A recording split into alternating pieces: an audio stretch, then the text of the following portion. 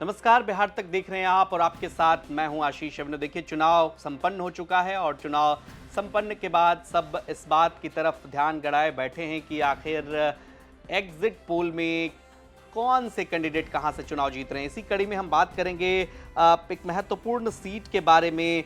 और वैशाली जिले की यह महत्वपूर्ण सीट है पातेपुर, सुरक्षित सीट।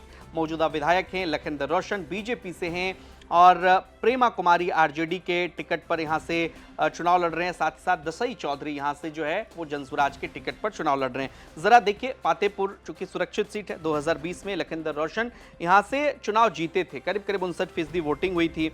और आपको बता दें कि जीत का अंतर काफी रहा था। करीब करीब 26,000 वोटों से 25,839 वोटों से उन्होंने जीत दर्ज की थी और शिवचंद्र राम को हराया था। देखिए, शिवचंद्र राम आरजेडी के बड़े नेता हैं और शिवचंद्र राम को हराना मतलब अपने आप में एक मतलब आप ये कह लीजिए कि बहुत अच्छे खासे अंतर से वो चुनाव भी जीते थे पातेपुर में लखिंदर रोशन। इसीलिए भारतीय जनता पार्टी ने दोबारा से उन पर भरोसा जताया। और देखिए, जो हार और जीत का परसेंटेज रहा वो उस पर गौर करने वाली बात है कि इनको लखिंदर रोशन की बात करें तो उनको 52.15% वोट मिले थे, और अगर शिवचंद्र राम की बात करें तो 36.57% वोट मिले थे। अब जरा देखिए इस बार क्या कुछ कहता है यहाँ का समीकरण। प्रेमा कुमारी को टिकट दे दिया आरजेडी ने। इस बार शिवचंद्र राम पर भरोसा नहीं जताया है, चूंकि ह्यूज गैप आप कह लीजिए कि वो था यहाँ पर।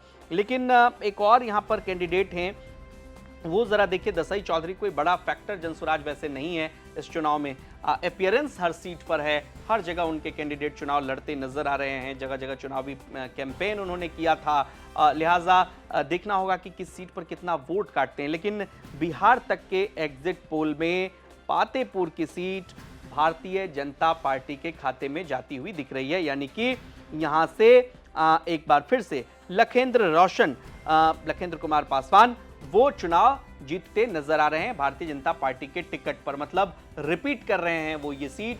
भारतीय जनता पार्टी को यहां एज है।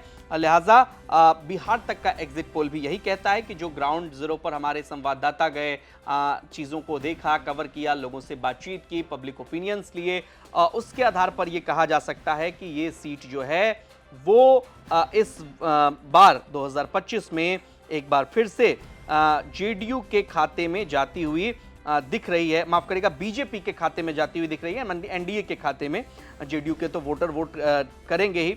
अब देखना होगा कि ये जीत का अंतर लखिंदर पासवान कितना रख पाते हैं, और साथ ही साथ क्या कोई बड़ा खेल भी, क्योंकि ऐसा नहीं है कि इतना आसान भी है ये चुनाव। कई राजनीतिक विश्लेषकों का मानना है कि नेक टू नेक फाइट है। ऐसे में आरजेडी की तरफ से कोई मजबूत चुनौती आ जाए तो इसमें भी कोई बड़ी बात, कोई अतिशयोक्ति नहीं होगी। फिलहाल जो जानकारी है एग्जिट पोल के मुताबिक यहां पर भारतीय जनता पार्टी को बढ़त है। नमस्कार।